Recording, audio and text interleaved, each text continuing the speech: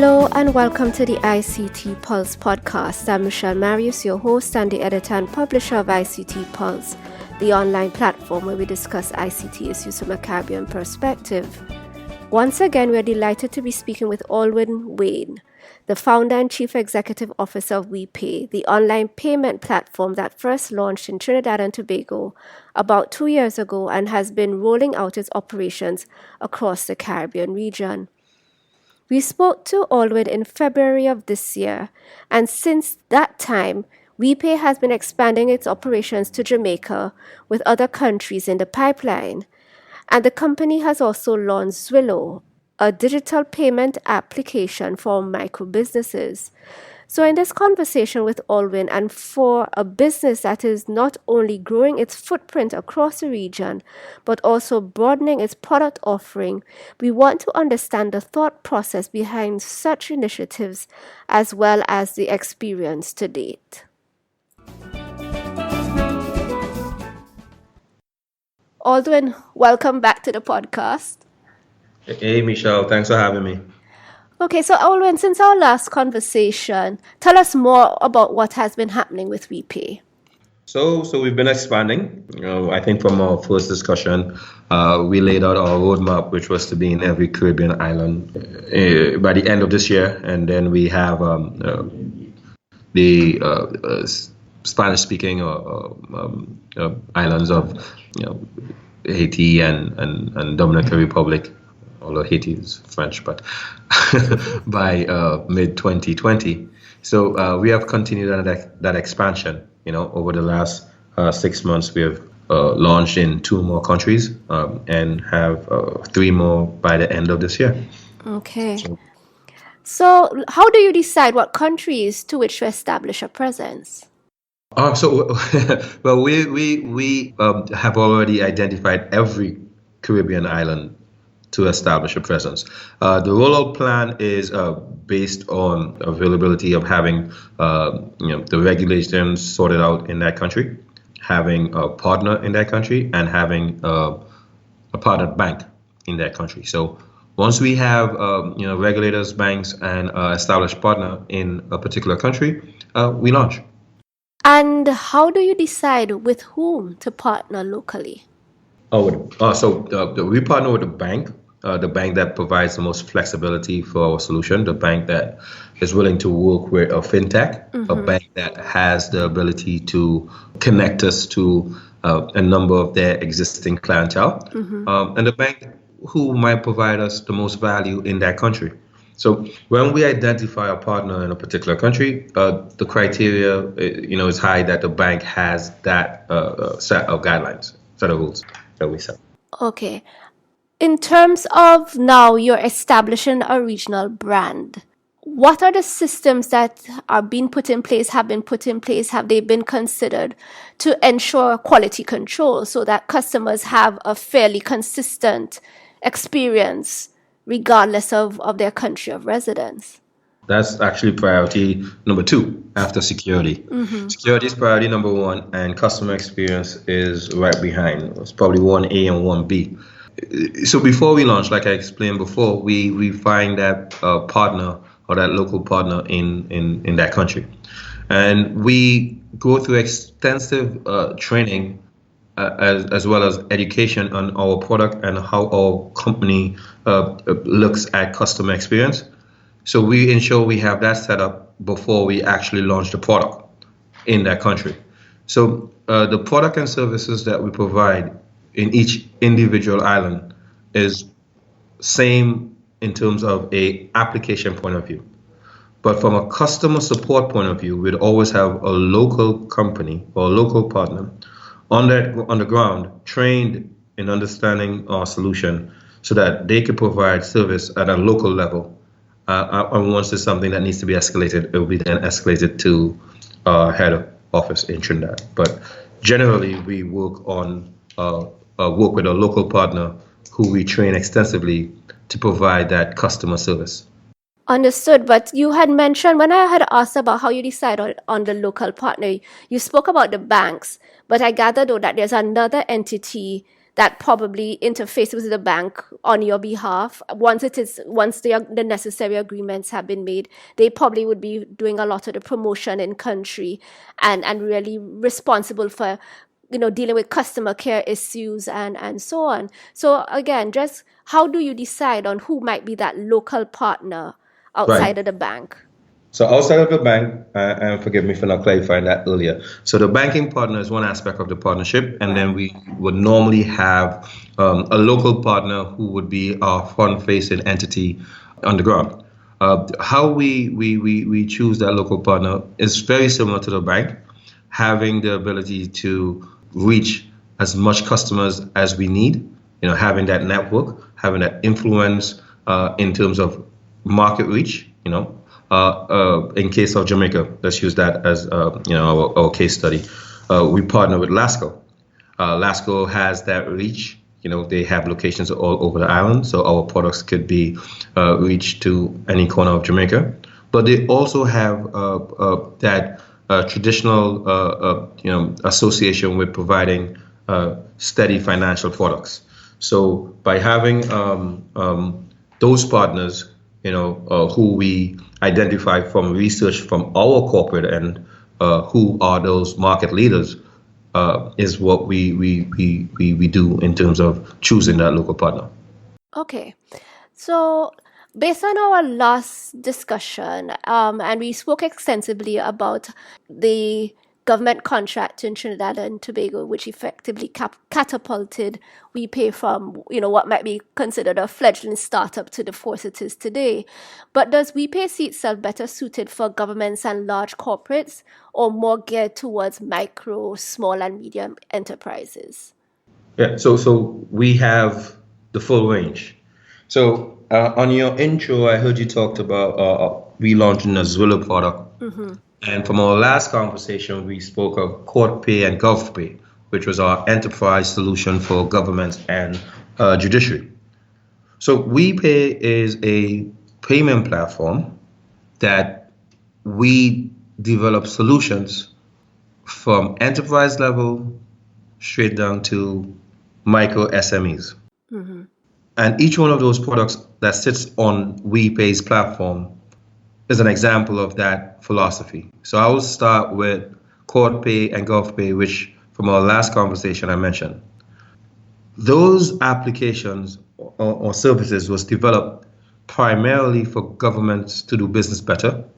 GovPay allows government and government state entities to process payments online, something that doesn't really exist in the Caribbean. So GovPay was designed specifically for government solutions, all right? Online payments, which didn't exist in the judiciary as well, is why we developed CourtPay, which also runs on the WiPay platform. So the two market segments that I spoke of was government and the judiciary, which was GovPay and CourtPay, which runs on the WiPay platform. So that's primarily what can be considered as enterprise solutions. However, we recently launched Zwillo, which also sits on the WiPay platform. But that is designed specifically for micro entrepreneurs, people that exist outside of a website, outside of their own mobile app, but their businesses exist on social media platforms like Facebook and Instagram. So Zwillo allows you to send invoices that can be paid with credit card or digital fiat through Instagram messaging or Facebook messaging. So to answer your question, we intend to provide e-commerce solutions from enterprise level all the way down to micro SMEs. Mm.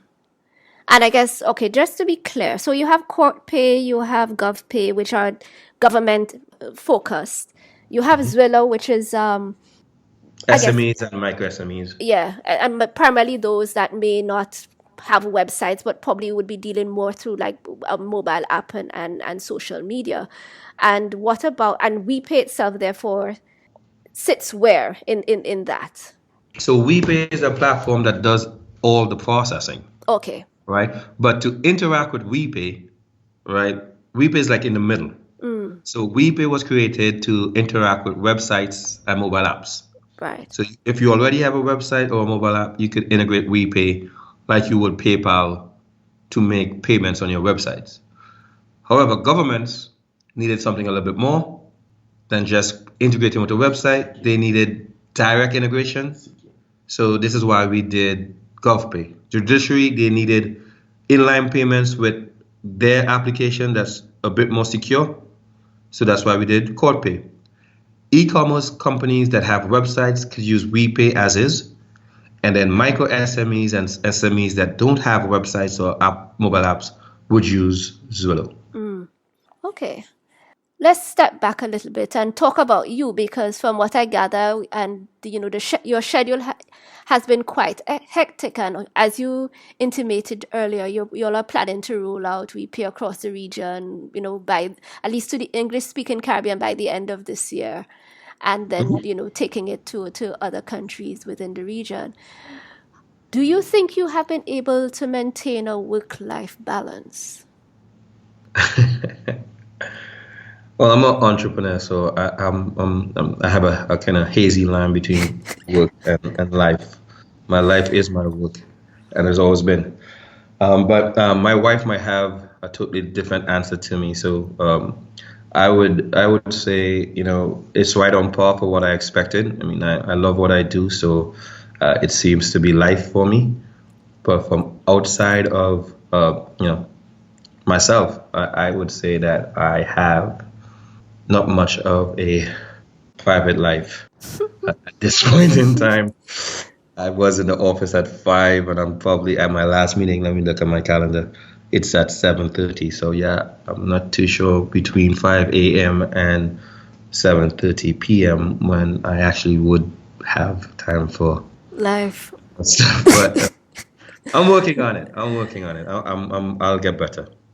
Okay, because I certainly understand the situation, and I think especially for someone like me who, works on my own, and as soon as you basically get up, there's nothing necessarily keeping you from sitting at your desk and getting to work, and nothing necessarily at night that you can't just be working on little bits and pieces from time to time. But I think, sadly, it is something that we probably all need to probably get a little better at, just trying to ensure that we maintain some sort of balance in our life, no matter how exciting or wonderful the work is. Yeah, you're right. And I'm not too sure if you were hearing some whispers in the back. That's actually my chairman saying, "Hey, don't forget we meet for breakfast 7:30 every morning." But 7:30 meeting with my chairman is still work. Yes, exactly. Exactly. So I mean, we consider that fun time because we do have we meet for lunch as well at times.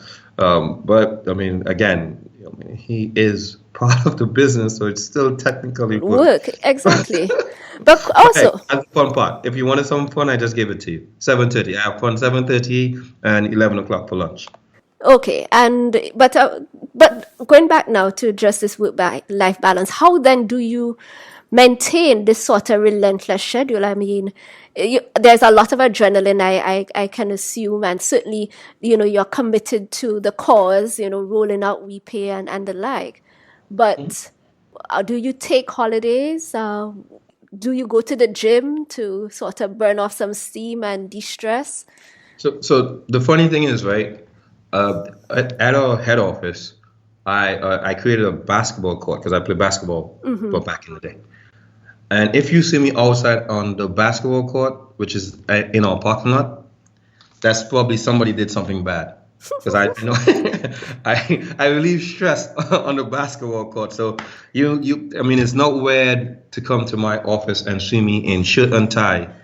Well, I would put on my basketball shoes, and I'm out on the basketball court shooting at 3:30. Right. I do come in at 5 o'clock sometimes, and I shoot for an hour, just to start the day right. But I may have the phone on speakerphone while I'm having a conversation with someone. So, I mean, it's fun for me. To answer your first question, I think I told you just before, I'm a Georgia guy. I graduated with a bunch of similar-minded people who have went on to do some pretty great things. They have companies that are now listed on the S&P, or the Nasdaq, sorry. And, I have that same aspiration. So, they stayed in the U.S. and they paved their way, they made their way. And I have that same aspiration. And for me to get to that point, our company needs to be in every Caribbean island, because the Caribbean is one. You can't say Caribbean if you're in Trinidad or if you're in Jamaica. Exactly. So that's the motivator right there. Okay, and before we leave just this work-life balance area, do you have any routines or things that you do to help you to be more efficient and effective? Yeah. But when I get off the bed, first 20 minutes I spend just checking emails, which may come in between me, going to bed and waking up. So I spend that time going over emails or probably emails I may overlook. So that's that's when I get up at 4:30, and I do that till like 5, which allows me to kind of, get ready. I don't waste time on, putting together clothes. I have a fixed set of shirts that I wear that I will just pick up and hang it in my car. I drive to the office. I play basketball for half an hour to an hour. I take a shower, put on that same T-shirt or same shirt that I wear probably twice or 3 times for the week, and I start my day in the office, which normally starts with follow-ups and then getting into what that day is at 7:30, 8 o'clock, what I have planned for that day. So I stay away from a lot of the distractions what I think is distractions, from getting off of my bed and into the office and starting my day on a productive note, which is keep clothes simple, keep breakfast simple. Actually, I don't really have breakfast, but, keep all those things simple so that I could be as efficient as I can with the time that I have, because as an entrepreneur, there's never enough time in the day. Exactly. Okay, and as we begin to wind down the discussion, Aldwyn, WiPay will be turning 3 in October, so congratulations. In reviewing the journey so far, what would you say have been the greatest triumphs? And then, let's talk about the challenges. All right, so far in the journey, let me see. The greatest triumph, I would believe, is QuadPay. QuadPay. QuadPay was the greatest triumph because it was probably one of the most difficult things to overcome. QuadPay was our first state entity that we had. And imagine no government in the Caribbean or no state entity in the Caribbean had online payments. No judiciary had online payments in a significant way. And this was our mandate. This is what I had challenged my team for us to solve. Let's solve e-payments or online payments in the Caribbean. And I was looked at as a crazy person from everyone outside of WiPay. Like, how are you going to get by not only the legislations, the compliance, but the politics? How are you going to get by the politics? And I always knew it was going to be politics. I had to get by the politics. I say that word like 4 times, but that's what it is. That's the greatest challenge in the Caribbean. How do we get by the politics? Because we all know what we're trying to do. But how do we get by 10 or 20 different interests in the same project? How do we get everyone aligned on the same page? And it was a difficult task trying to get a state agency who's probably the least digitized. Matter of fact, if you go to one court, the other court has no idea what the first one was doing, to be now accepting online payments ahead of any other state entity. So it was a monumental task. And after we had the technology figured out, we had the compliance figured out, the politics was, I'm not too sure if you saw, we expanding into Bahamas. And one of the things the Chief Justice in Bahamas asked was, we saw in the newspaper in Trinidad when you launched QuadPay, they asked if it was legal. Right? And one of the challenges came from people right in the same entity Right. asking if what they were doing was legal when it was passed by the Chief Justice as a practice direction. So there's a law for it, but they just question it because they weren't the ones that implemented it. And they did it to create the noise, yeah? It didn't go further than that. But look, it reached all the way to Bahamas because they asked me about it before we implemented Corpay in Bahamas.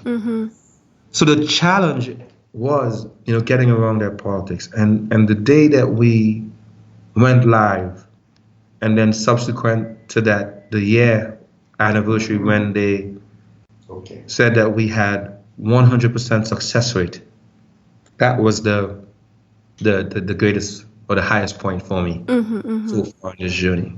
Knowing that you had everyone having an issue, not with the technology, but just with the fact that this was something new and something different. Yes, yes.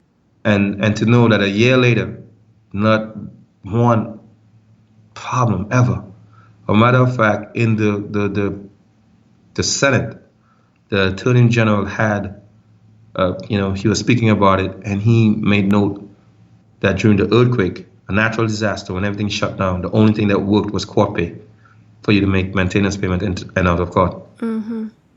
And those things, once you achieve success and it's now notarized by people who have no reason for notarizing it, is what I believe was our greatest accomplishment so far. Okay, excellent. And as you're talking, another question came to me because I think, and you can correct me if I'm wrong, WiPay might be a known entity in Trinidad. I'm not sure how it is branded in Guyana and St. Lucia. In Jamaica, I believe it may, since you have partnered with LASCO, it may be seen more as something through LASCO. So LASCO being sort of the front-facing entity of which people already know. What are your thoughts about the WiPay brand and how that is seen across the region? Because it here in Jamaica, people may not know about WiPay, although its service has been deployed and is being the products are being broadened and new and different ways of actually using the vouchers or getting the requisite products are coming into the market. But is it important to you that the WiPay brand is known across the region in all of the islands that it is serving? Or is it okay if basically the partner organization is seen to be in the fore? So no, we intend to be fully in the front. What we did last month with LASCO was just announce the partnership and announce the products to come. LASCO is going to be the locations where you could buy the WiPay top-up. Okay. So we're still going to push the WiPay brand. We actually have not officially started operations. We have started some sandbox projects, some pilot projects here and there, because we're waiting on LASCO to start to have the network set up for the terminals. Okay. Which we intend to do at the end of this month. So WiPay and the branding and the company will be fully visible in Jamaica from October 1st. So that launch that you saw was telling the market that, hey, we are here. Okay. Give us a month or two and you'll start seeing. So we have already partnered with a handful of companies from enterprise level. We have over 1,000 micro businesses on board for WiPay Jamaica. So as soon as September comes to an end, October would bring WiPay Jamaica to the forefront. Okay then.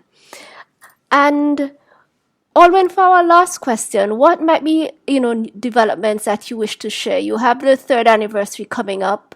Are you planning a big splash, or can you give us a sense as some of the countries that you might be rolling out in the very near future? Give us a little scoop, please. So this is your ICT Pulse scoop.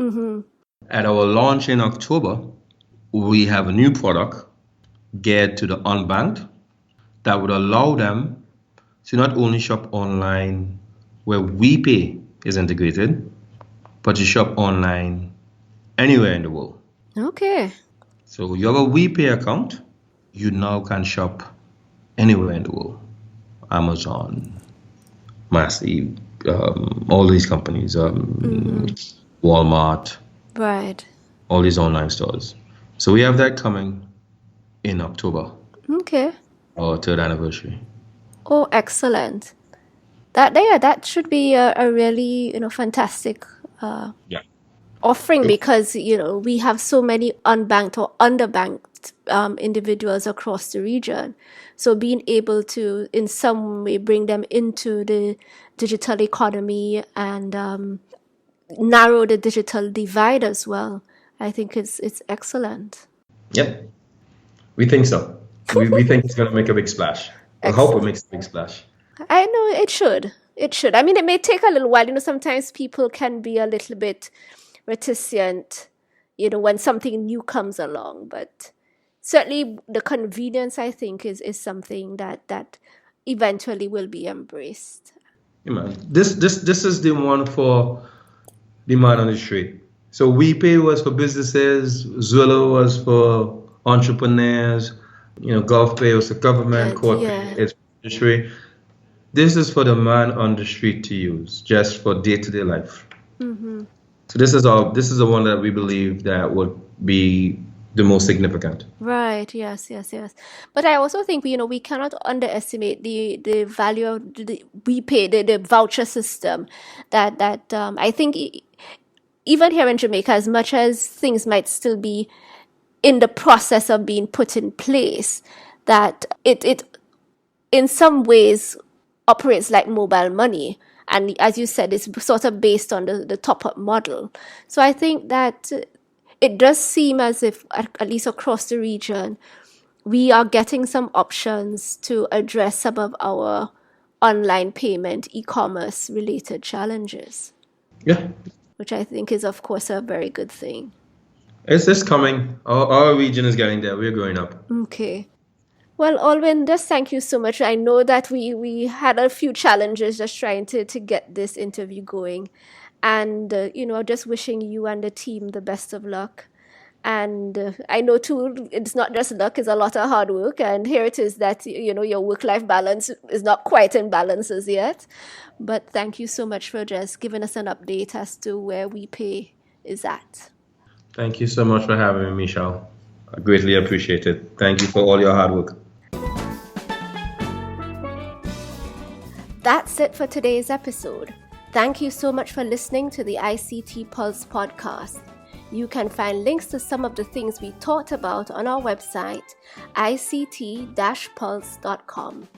If you like this episode, please show your support by leaving us a review on iTunes, as it will help others find the show.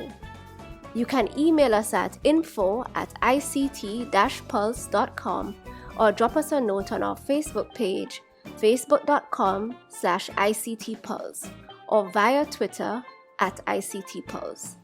We hope you'll join us again for our next episode. Take care.